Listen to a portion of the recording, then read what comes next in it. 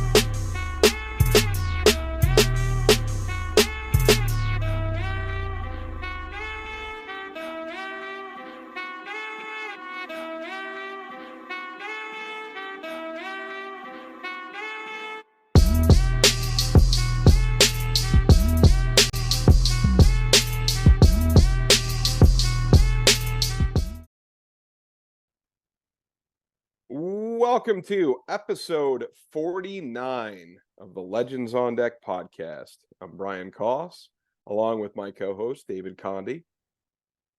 Welcome, David. And if you noticed, we don't have a guest on this episode. We decided to do it a little differently today. We're going to have everybody just look at us and we're going to just talk and we're going to kind of just give some information, just a little bit different than what we've done, but it's a little bit of a break for us before we start heading on the second leg towards the 100th episode, which we really can't wait for that. So yeah, so we're approaching 50 here, and we're just kind of, what we wanted to do is slow it down, look back at what we've done for the first 49 episodes, or I guess 48, because this is 49. But we want to take a look back at all the interviews that we've done, people we've talked to, the topics that we've covered, and maybe give some insight into what's coming up going into the future, and how what we've done will affect what we do in the future. Exactly. So, You know what's crazy is, like, as we were looking at the episodes, we have done such a variety of different episodes that the next 50 that we do, I think, is just gonna surpass that. And with who we could bring on, and what angles we want to go with it. I mean, it's just amazing to see the changes of where we started to where we're at right now.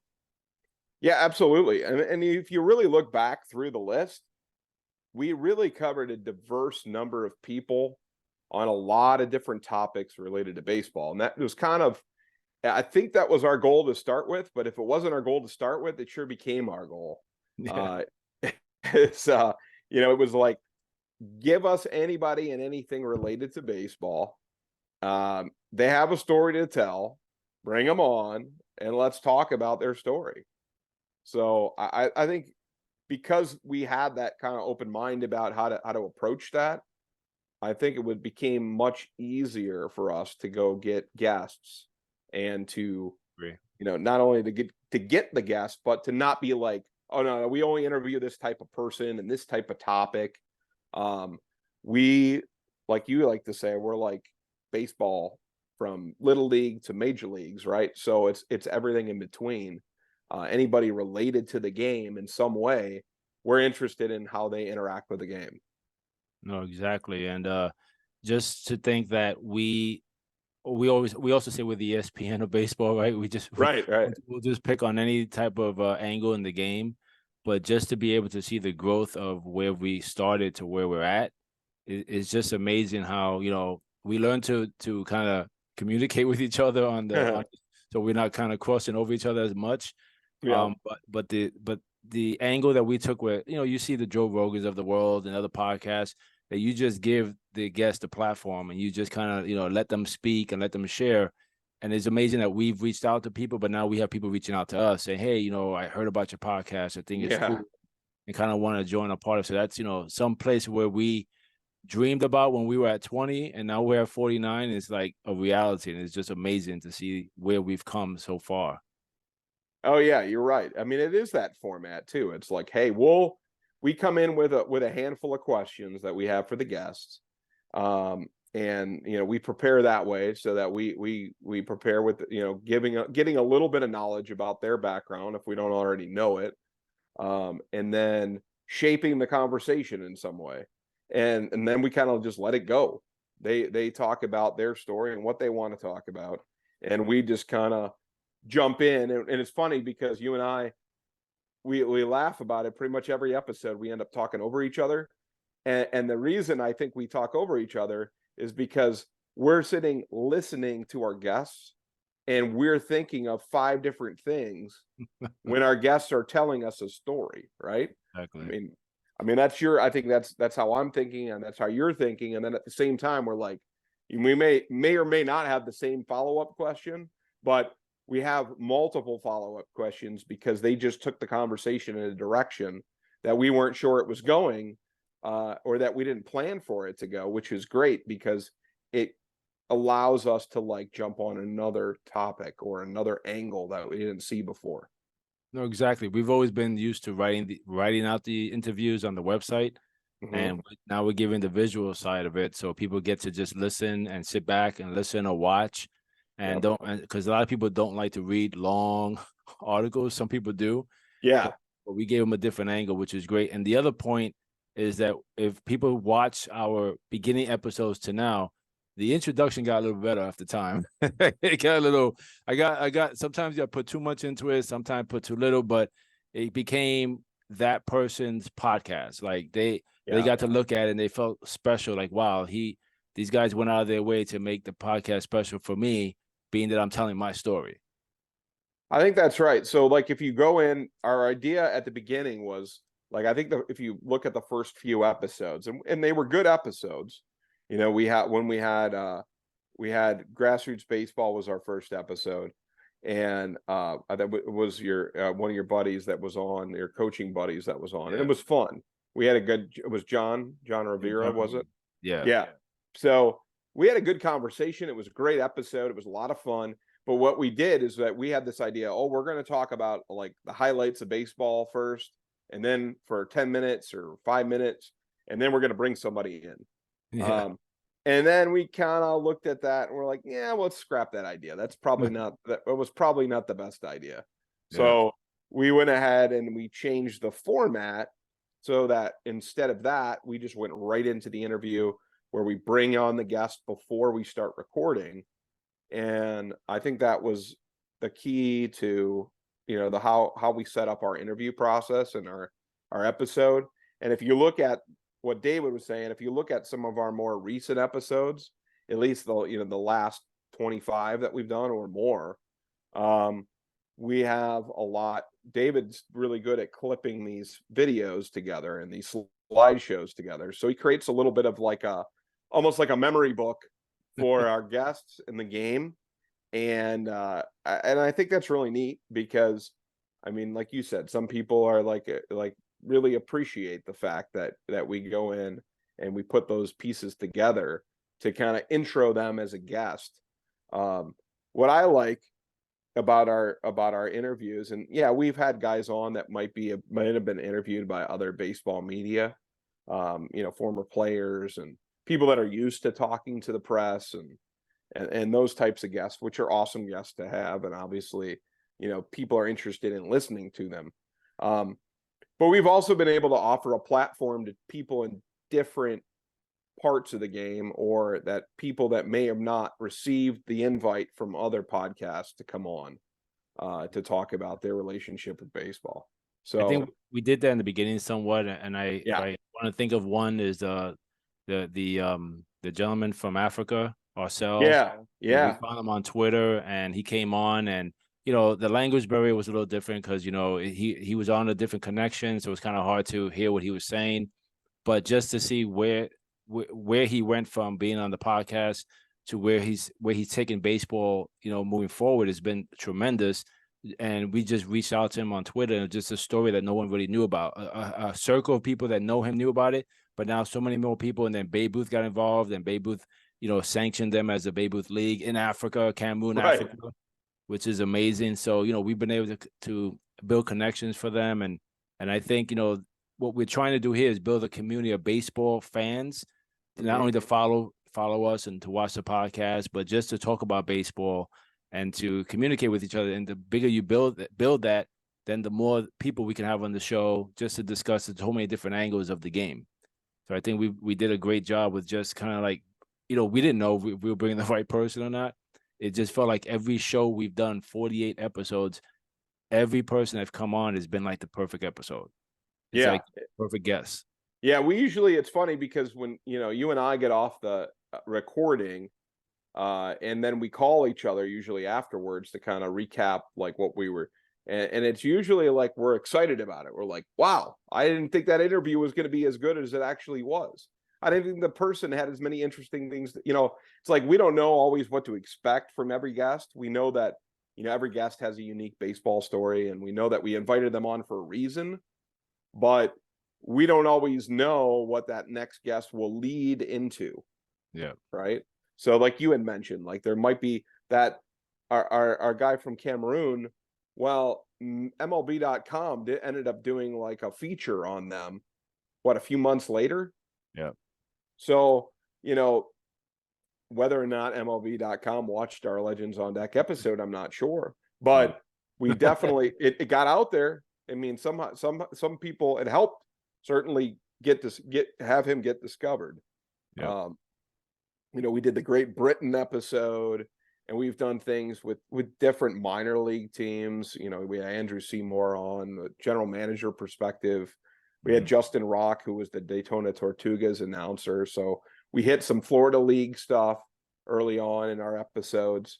And of course, we've hit a number of Savannah Banana episodes, starting with the official podcast. We have to be there. I mean, I don't know that there's been that many bananas on another podcast at this point. So, Coach Tyler Gillum was on 7th episode. And that was what's interesting about that episode is that Tyler Gillum came on our show before he was named the full-time Bananas coach. Yep. Right. So when I took George, my son, to the Bananas camp a couple of weeks ago, well, about a month ago now, right? So almost a month ago, Coach Tyler came out and at the end of camp, and I got to talk to him a little bit. It was really cool to see him.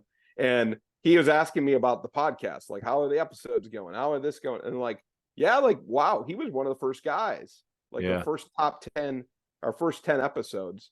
And he was coaching community college, Southwest Mountain State or something like that in Arizona, right? So at the time he would go in the spring. He was a professor and coaching at the college, and then he would go coach for the Bananas for their collegiate league in the summer. So put on his cowboy boots and dance. That's right. So it was like, we just in that period of time, we saw like a transformation of a career, right? Of one of our guests that stayed connected with the podcast. And that leads me to the staying connected part, I think, is great about our show too. Yes. So it's led to, like you said, one thing's led to another. And one of the things that it's led to is building out a network of people that have been on our show. So whether we can help them or they can help us or whatever it is, or we can connect them to a person that we know that leads to some other angle for them. It's actually been very successful in that way, I think. Yeah, I agree. I think like we had Samuel Miranda, call him Sammy, play with the Red Sox and ended up, they released him. He stayed in baseball. He's teaching, he's coaching. I'm sure the podcast helped him to, other people can see his whole story, why he's doing what he's doing, where he ended up, where he's at now. All the coaches that we had, and and so people understand we didn't put people on a pedestal because they were on the podcast. I just think it opened doors to other people seeing the podcast and saying, "Oh yeah, I know Coach Sindone, or I know Eric Lassiter, all these different guys." They knew about him and they looked more into him because they saw him on the podcast. Because when people are out there in the community and doing things, you figure only a certain section of people are going to know who they are. But when you put them on a podcast and we share it around to everywhere, then it does open doors to other people who are going to mention his name. Because I was at some travel ball organizations games down here, and I mentioned the name. Oh yeah, I know who he is. Or kids came to visit over here to play travel ball, and they knew who he was, and it was cool. And they would go back and wow, I didn't know all that stuff about Mike Sedone, or I didn't know all that stuff about Lassiter. And it's cool to get their story on a video or on an audio where people can go back and really listen to it, really know about who this person is and what impact they're making in the community. That's a good point. I think it goes back to like the local component of the game too, because like we're interviewing some of these coaches that we've interviewed or playing at the high school level, right? And Florida, as I've written about on the website quite a bit, is that Florida's produced and is producing so many college and minor league draft picks and all that, right? Major league players. So Florida continues to produce. So like a high school coach in the state of Florida is like, really like where it all begins.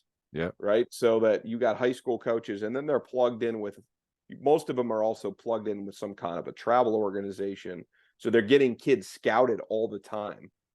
These are the ones that are putting the next level, the next, college recruit or the next draft pick in front of the right scouts. So this grassroots sort of, high school level or even lower than that, right? We can take something from that and we can kind of shine a light on that before, to see what the results of that are later on with what happens with the boys that they're producing. And the cool thing is that we've had these coaches come on, and like you said, we don't know their stories, we don't know what they've done, and I think every one of them that we have come on have made such an impact in their local community, such an impact in the kids they've coached, that it's like you said, we get off the phone and it's just become this great story that we get to share that not many people are sharing. Not many people are calling high school coaches to be on a podcast to share their story of how they're impacting the game and the school and their local community, and then seeing the fruits of their labor reaching the next level, reaching the majors. So it's been awesome that we were able to make that connection. You were able to make that connection, Orlando, to bring them on the show. And like you said, Orlando's a hotbed for baseball. I'm starting to realize. They're great. They're great stories, man. I mean, they're like, it gives you, and then, as we moved along, I'm looking through some of our episodes as we go, because we did, you got to refresh your mind about all these great episodes we did. We have like, technology stuff or workout, things that have to do with like the movement in the game, the GOTA episode, and the some of the other episodes that had to do with 4D motion sports, that had to do with like the movement of the game and how training and how movement and how certain types of training improve performance, right? So those became really interesting episodes. So almost like looking at the game from an outside perspective, and giving coaches, like we've interviewed coaches, the tools to go in and evaluate their players and help improve those processes. So that was another angle we took. Was it amazing that GOTA was our 19th episode, and then later on down the line, we had another episode with the ball player that he used the GOTA system. We're like, wait a second, we know GOTA. We had Ricky Stanzi on the show, so he knew about him, and he used that program to enhance what he was doing on the baseball field. So not only did we give the whole synopsis of the GOTA, has Ricky Stanzi share that, we had the proof on another episode where it actually was put to the test. That was pretty wild, actually. That was like, it's like we created that platform, and then we got the story out, and then we later on connect with somebody with that story. It's a testimony, to the fact that was a good angle to take, and a good guest to have on with Ricky.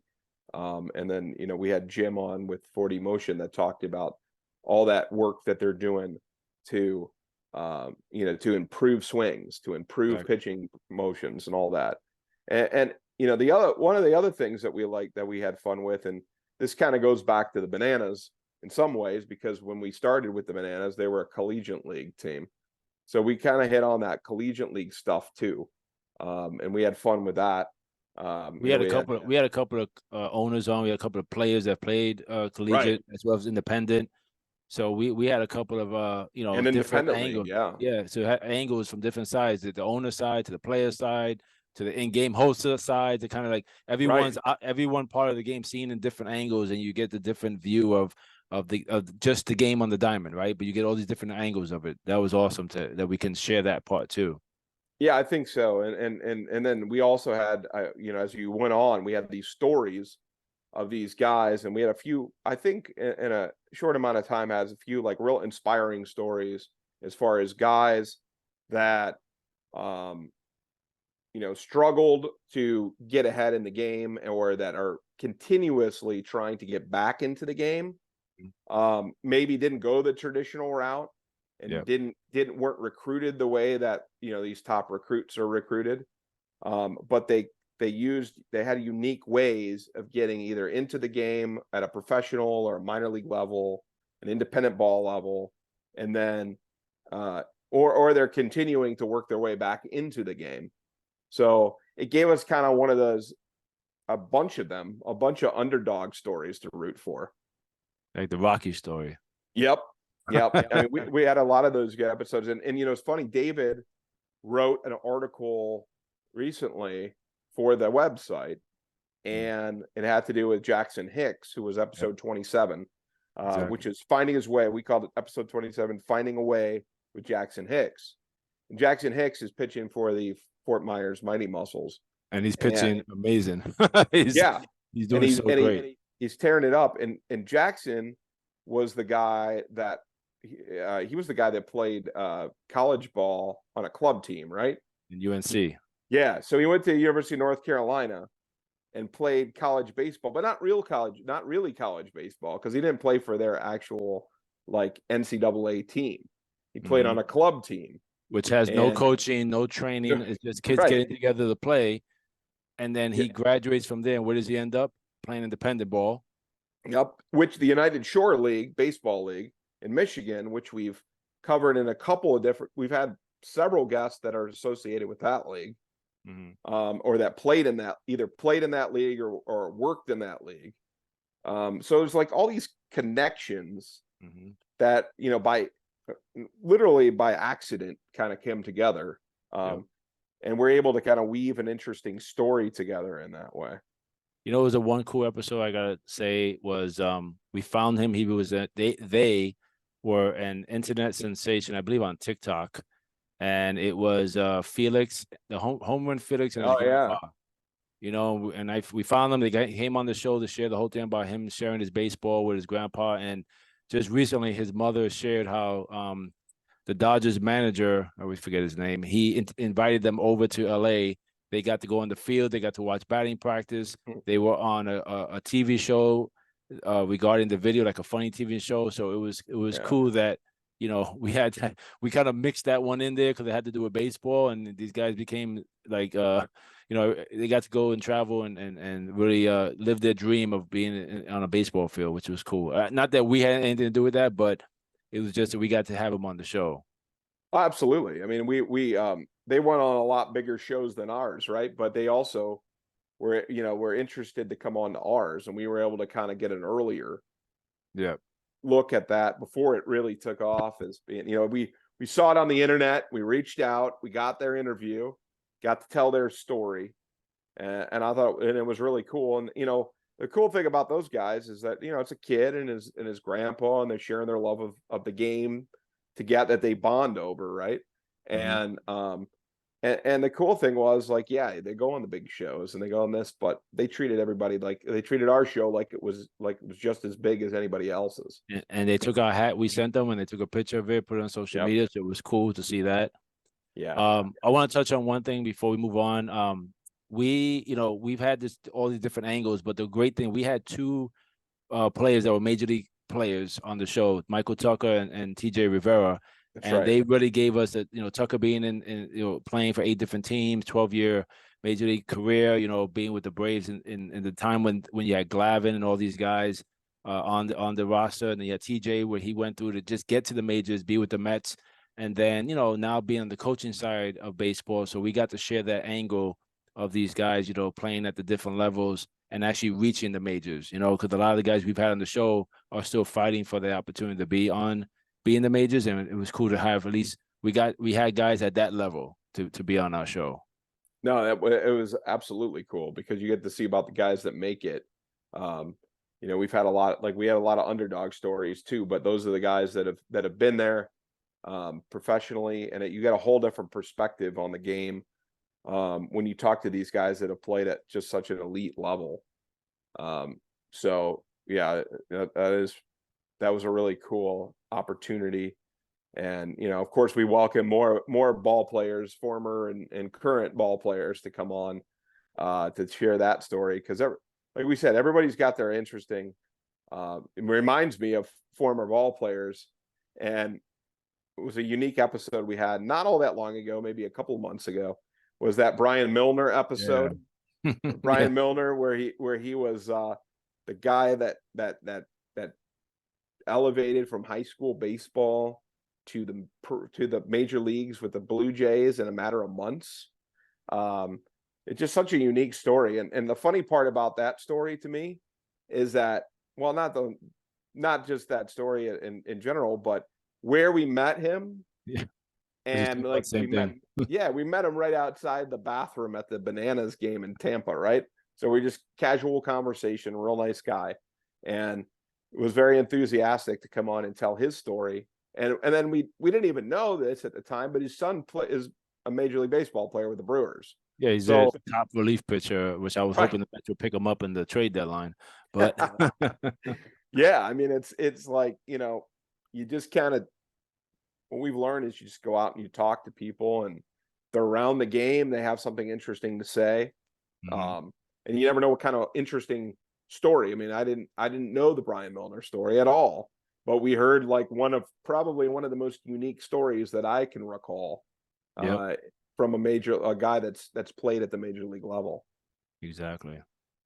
One of the other things that stood out to me was Anna Di Tomaso, which I hope I got her name right, with the bucket list. I mean, this is someone that just to create a website so you can go on and share your journey, traveling around the baseball, the baseball world in the country, and you can connect with other people like Facebook and kind of share that and how she started, and how her dad and her share the passion for baseball.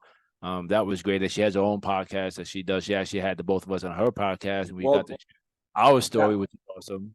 Right. So that was another really cool angle with that whole thing with her, is that not only like we found her and like, hey, this looks like a great website. This is really cool stuff. She got a cool podcast. Let's have her on. So then after we interview her, she says, well, why don't I have each of you guys on my show to talk about your baseball experience, your journey as fans and as writers and all that. So, that was a good opportunity for you and for me to get on and talk about our background and the things that fuel us as writers and podcasters and why we do the things that we're doing. And your story is unique. I never heard the story, so it was cool to hear you. My story made my mom cry because I gave all the kudos to her for making me. Unfortunately, she made me a Mets fan, but she actually, instilled the love of baseball in me. So I think that was the first time either one of us had ever been interviewed on a podcast to actually share our story. That was really cool that she did that. Yeah, it was. And it gives us a whole different audience to speak to. Baseball audience nonetheless, but an audience that may have not known about us before. So it was a really good opportunity for us. Yep. On Father's Day, we had the Chris Rizzola duo. That was cool to see a father-son come together. The son has this charity where they sells T-shirts and these different type of cool sayings from the Caribbean, and sells T-shirts, and the money goes to helping poor kids in the Caribbean get baseball equipment and everything. So the father, who's a Babe Ruth, works with, director in the Babe Ruth International, and has helped his son really not even grow a love for the game, because his son also plays high school baseball, but also helping him to create this to give back, to give back to the game and to the kids and everything else. So they've done tremendously well with that. So that was cool to have their angle on the show, kind of share a father and son duo on our show. Yeah, that was very good. So we had the grandfather and son and the grandson, the father and son. I will say another angle that we hit on this year earlier this year that kind of took off in its own direction was the girls softball angle. So we had at least 2 episodes so far. One with Ryan Moore, that he told us all about the work that he's doing with Florida Vibe, and then the collegiate league, which they have for boys and a girls league, and he started the first ever girls league for collegiate summer baseball, or summer softball rather. And then we had Emily Kirby on the show to talk about her experience. And there's been others that are coming up soon that we're going to have on from that team. So we've created this we took what we've already been covering with baseball, and we're expanding that into the softball realm for girls as well. So we might as well, because as we've spoken about in the past and on those episodes, there's not enough fanfare for softball. There probably is, but not where it should be. Yeah, and when you're running in baseball circles and reading baseball stuff, you don't hear a lot about it. So I don't think I've read one article on softball that in the main sites, unless it's just maybe they're doing their World Series or something. There's never been really anything on a podcast I've seen any girls on. So it was good that we were able to have them on and kind of share that angle. One of the cool things that you did, you were at the Nona Card Show in Orlando, and we did our first live one. So we had your son on, we had Patrick came on for the Nona Card Show, right? And he was able to share that side of it, where it was kind of weird, it was kind of loud and everything. But it was cool. It wasn't perfect. It was cool to have that atmosphere that you're kind of live and there, people watching you, and your son's on and talking about all the cards that he's opened up, and just give that just a card show and actually get a background from Patrick on how it works with the grading and all the different cards and everything. I learned a lot. I mean, I don't know. I didn't know that much about baseball cards and how they grade until we had that episode. Like, wow, this is great. So anyone that wants to learn about baseball cards, just check out that episode, because it'll really give you a breakdown of what to look for, what kind of cards they actually are the hot ones now, and the ones that you would think that are hot and they're not. Right. It's a good point. It's a good point. And then we kind of turned that into another baseball card episode with Joe, Amazing Sports Cards. And Joe is a guy that I met, Joe Mazzoni, who I met at a card show as well.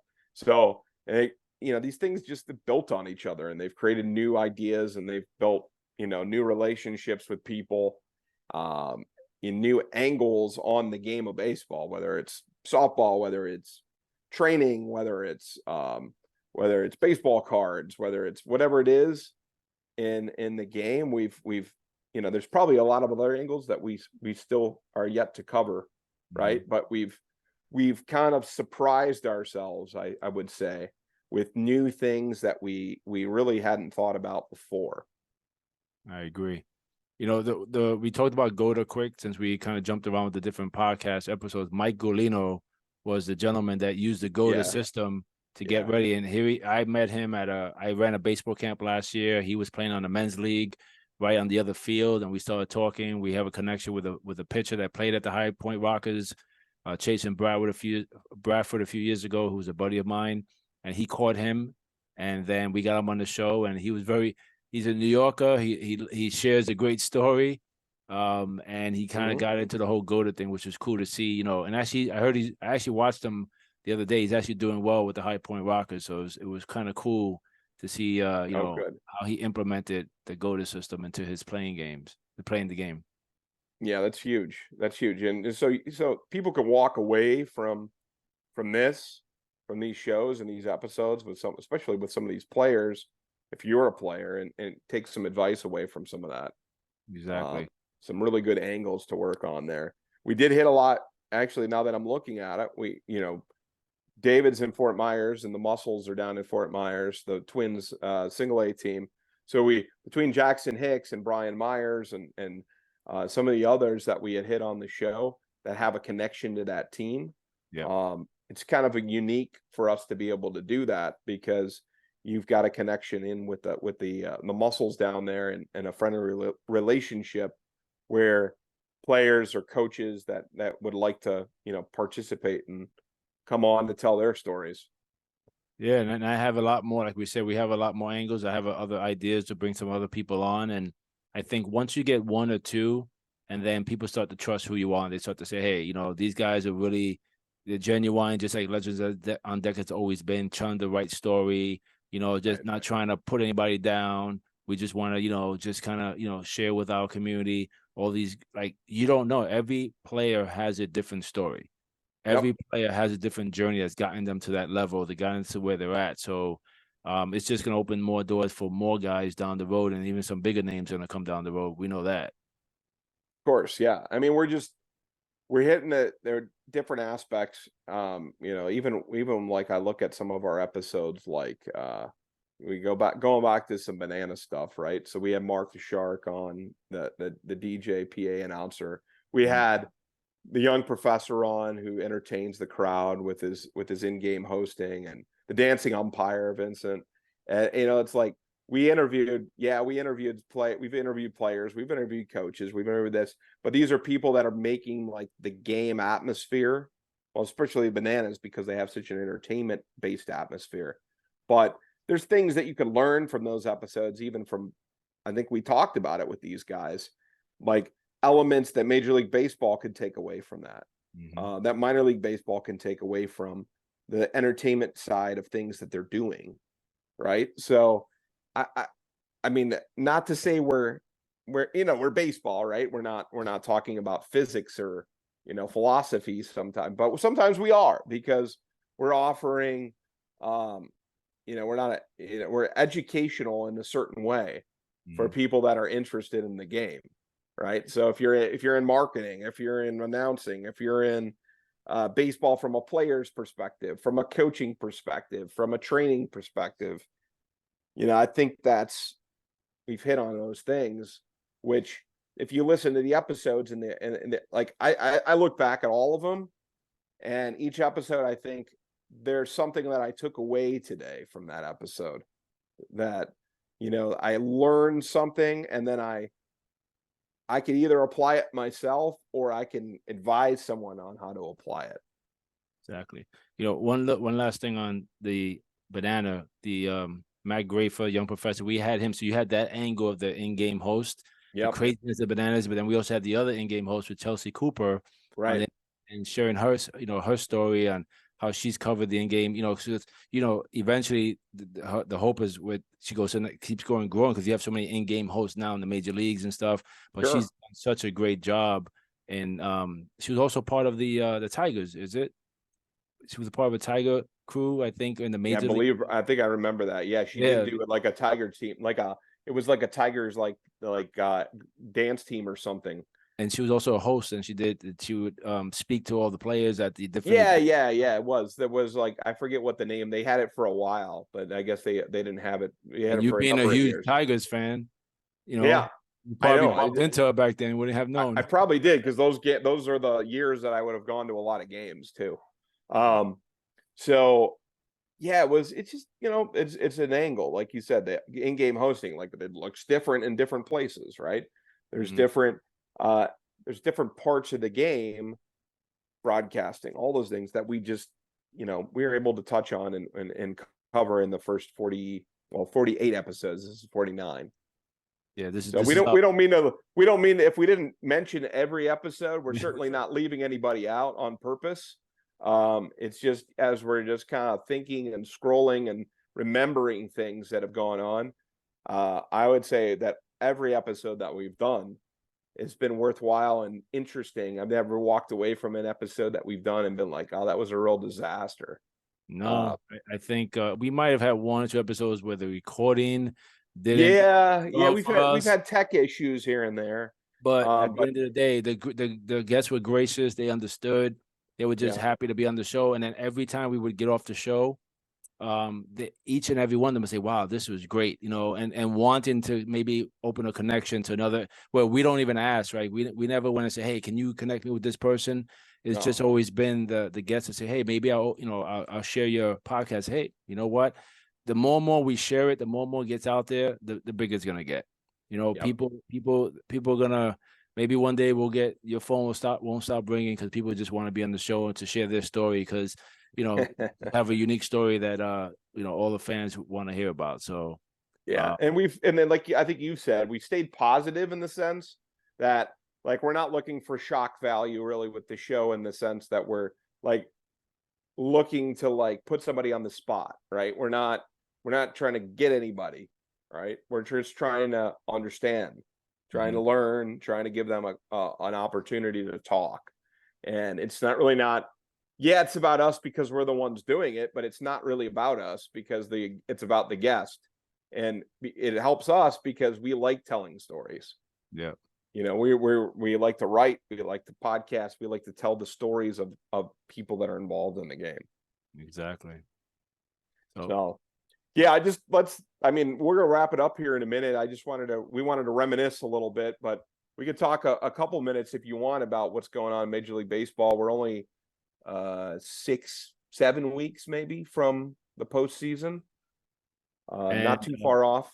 I don't think I can say myself and maybe a good handful of people did not see that the Mets season would be over by the All-Star break. I don't think anybody ever thought that would happen. I wouldn't have thought so. Trading away the chips that they actually bought in the offseason to make it happen. So that was probably a big shock, and it's not entertaining to watch them these days. But to see the Marlins in the playoff hunt, they're on this little slide right now. They won 3 of the last 10 games, but they're above 500. They're in the wild card spot right now. You had mentioned before, like the Reds. They came out of nowhere. Had a big run right before the All-Star break. A little bit past it as well. They're about a half a game out of the wild card, but above 500. It's crazy. If you look at the records, everyone almost has the same record. It's funny. I think that's kind of a result of the everybody plays everybody now, right? So we're not playing 19 games a season against your division rivals, which maybe we should, maybe we shouldn't. I don't know. I don't know what the better part of that is. like if that's better or worse, but from a interest standpoint, I think what we're seeing is there's more divisional races, there's more wild card races. I mean, if you really look through the standings, there's maybe only four teams They have decent in records. no, well, yeah, no, that are completely out of it. Oh yeah. So like Oakland's out of it, Kansas City's out of it, the Chicago White Sox are out of it, and the Tigers are out of it in the American League. And the Tigers aren't really that bad. They're not that far back. Like they just haven't put a streak together. And they also benefit from being in a division with the Twins and the Guardians, who are not that great either. The funny thing is that the A's at one point, I think it was like first half of the season almost, they only won like 15 games. Right. You start to think, oh my God, they're never going to win. Then they go on this hot streak and they start winning.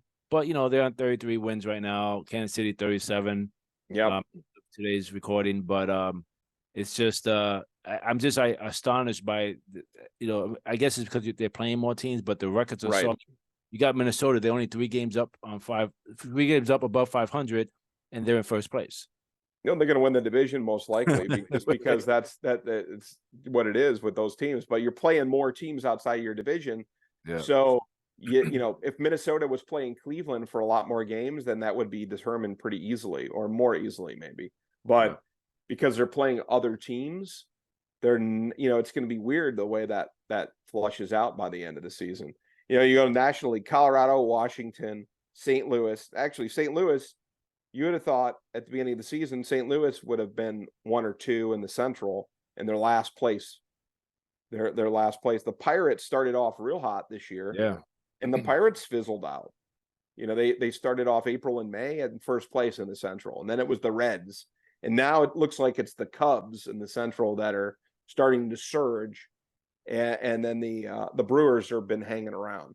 Yeah. So the Brewers are probably, I would say Brewers are maybe the strongest team in that division, but the Cubs are getting hot, and the Cubs are on the prowl there too, and the Reds are hanging around. Arizona has dipped in recent weeks, but Arizona is another surprise team that started out real hot. They got some good young players on that team, and they started off hot. The Giants seem to be back into it. Giants were kind of weak for a few years, and it looks like the Giants have got a good team. Well, the big disappointment for that division is going to be the Padres.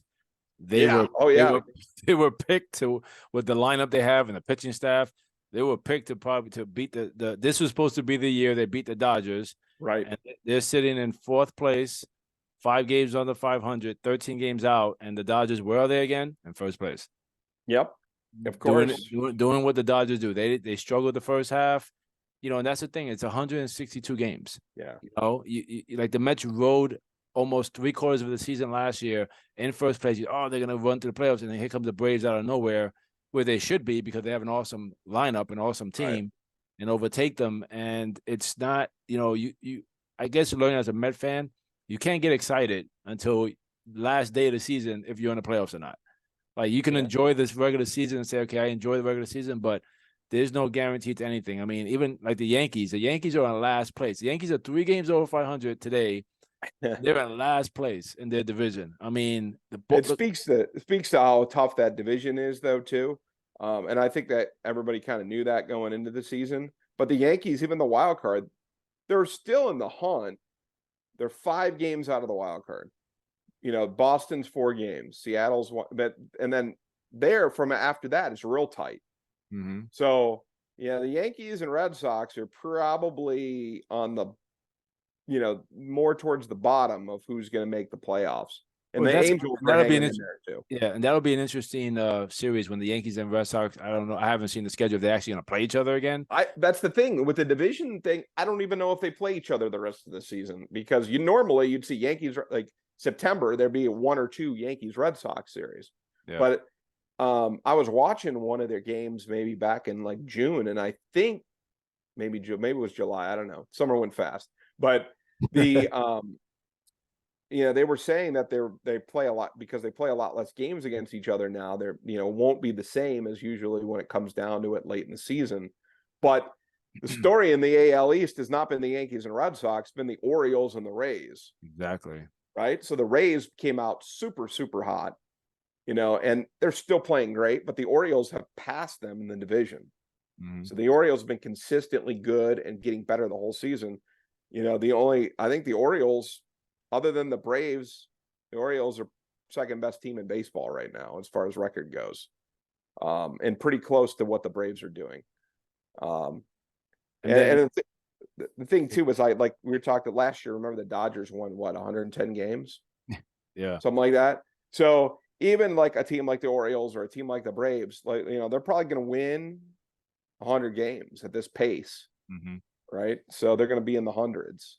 But you don't know. Hopefully they go into season hot, because like the Dodgers have to sit and wait, and they lose one game, and I mean that series and they're done. I don't think it's not a real advantage to be off, because you're playing, in my opinion, you're playing the whole year, 6 days a week. You get your 1 day off during the week, other than the All-Star break where you have a few days off in a row.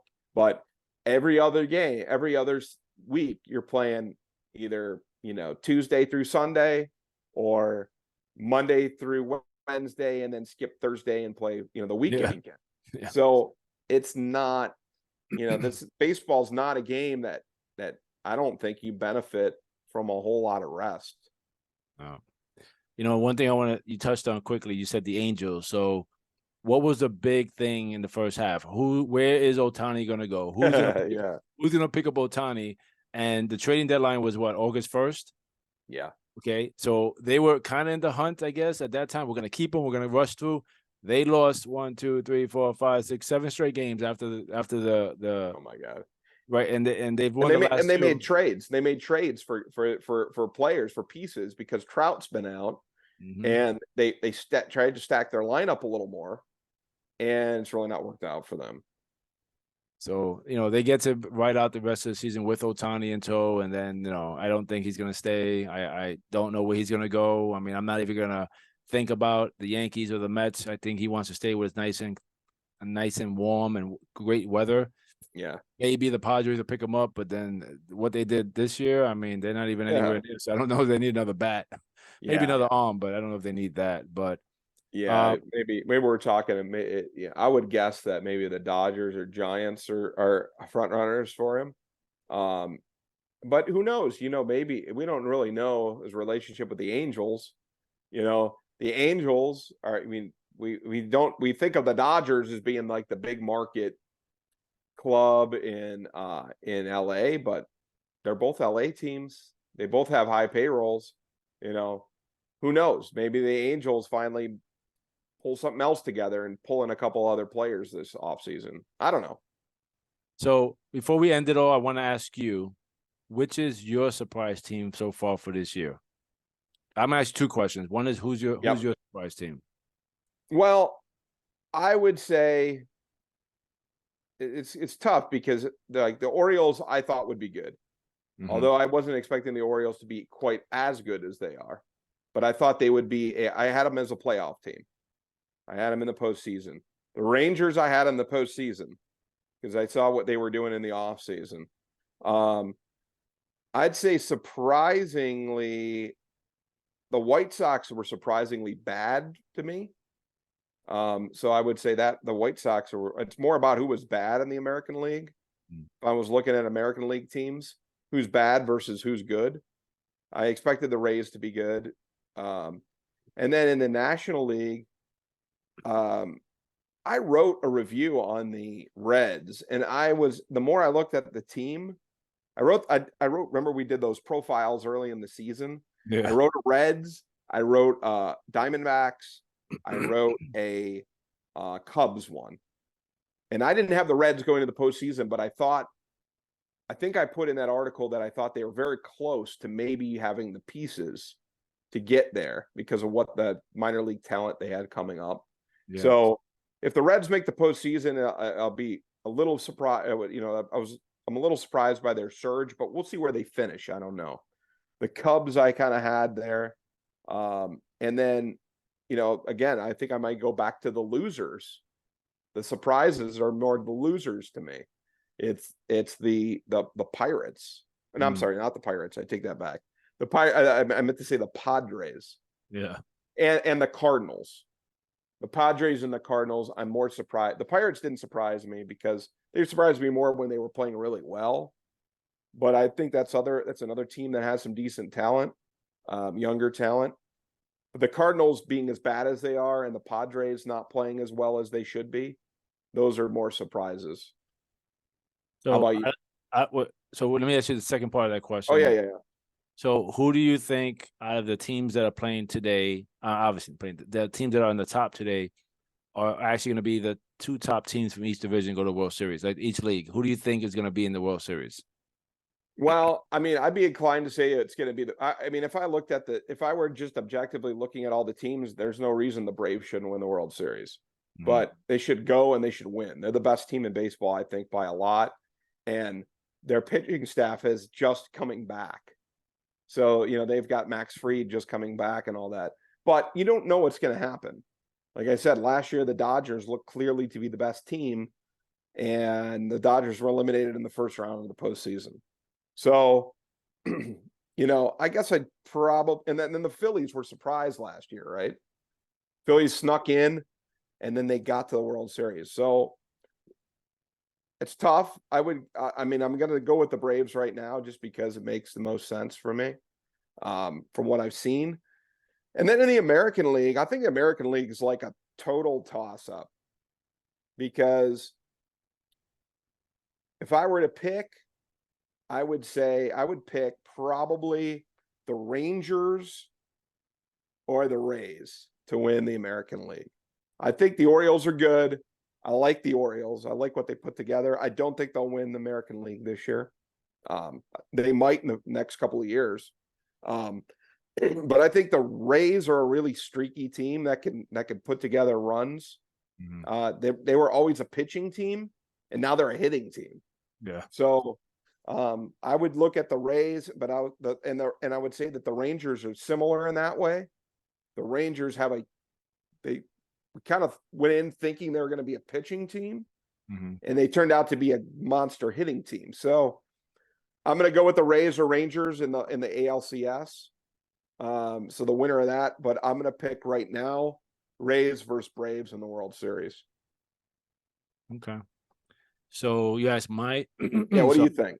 So my surprise, obviously, because of the payroll of the Mets, because I just thought that they would just be running through everybody on paper.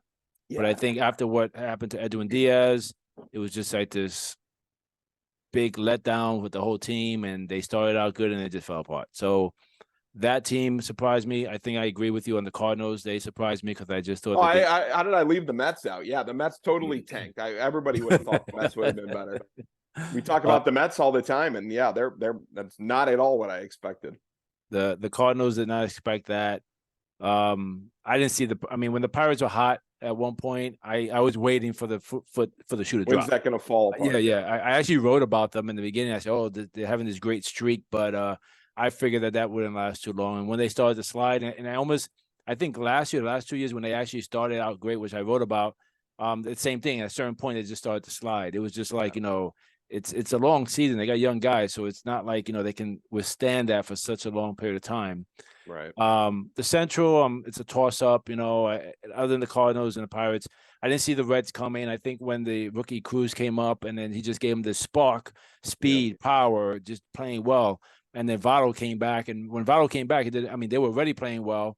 So when Votto came back, it just kind of joined on as well.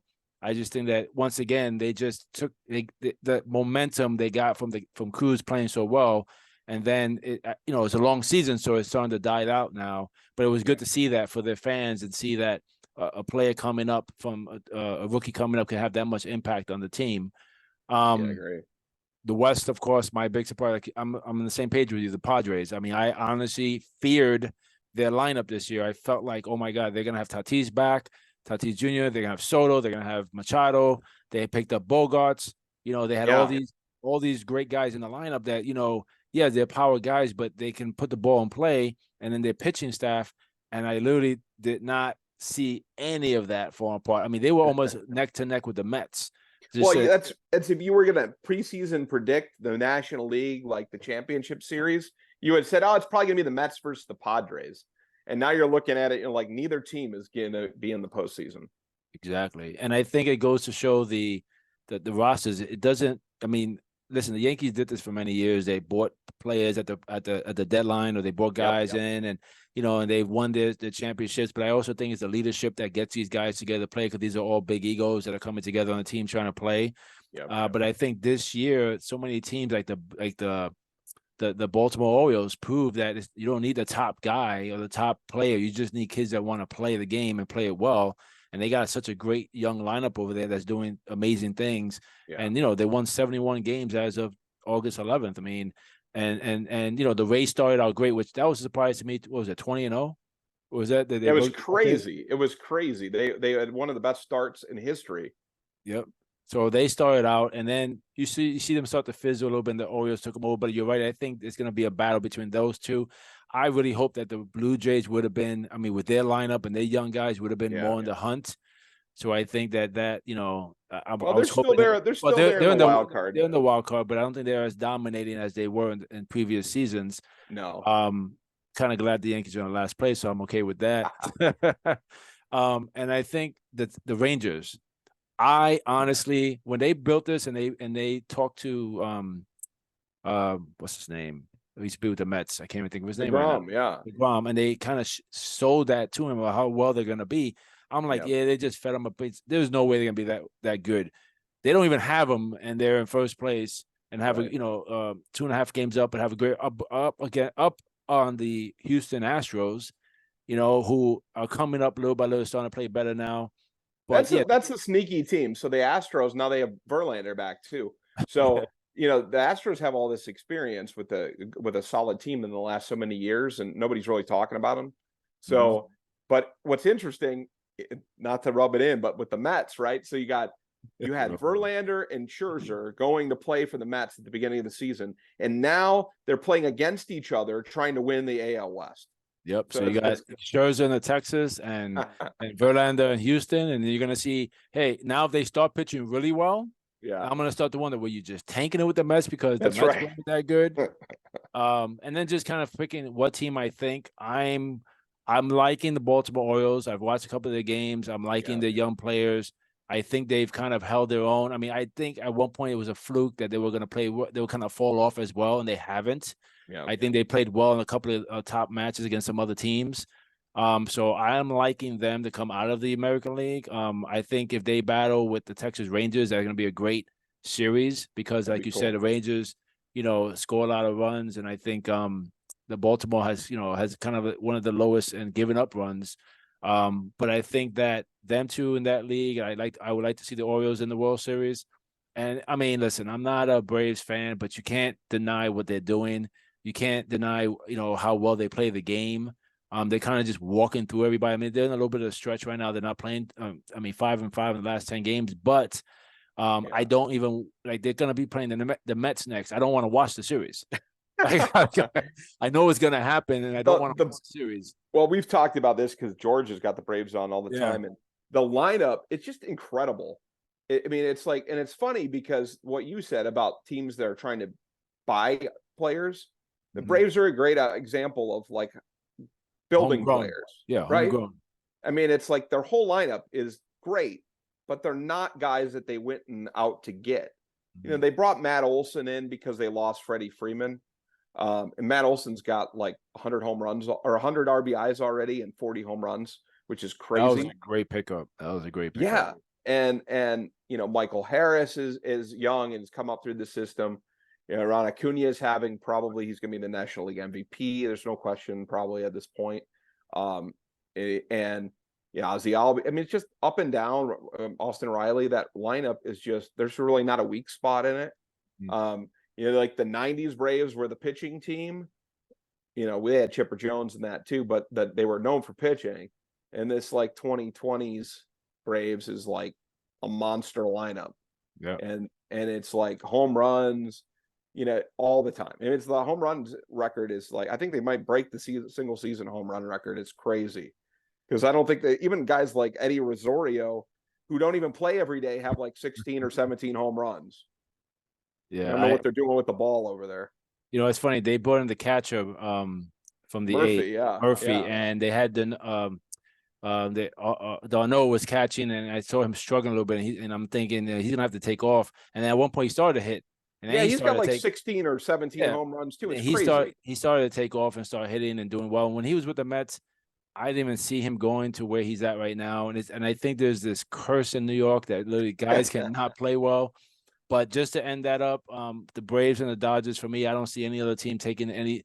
I mean, I don't see any surprise teams right now. They're going to take them out, and I'm going to agree with you. I'm going to say the Atlanta and the Baltimore in the World Series, and I'm not going to pick anybody with that. I'm just going to sit back and watch. I think that's going to be a very entertaining game, a series, if it gets to that point.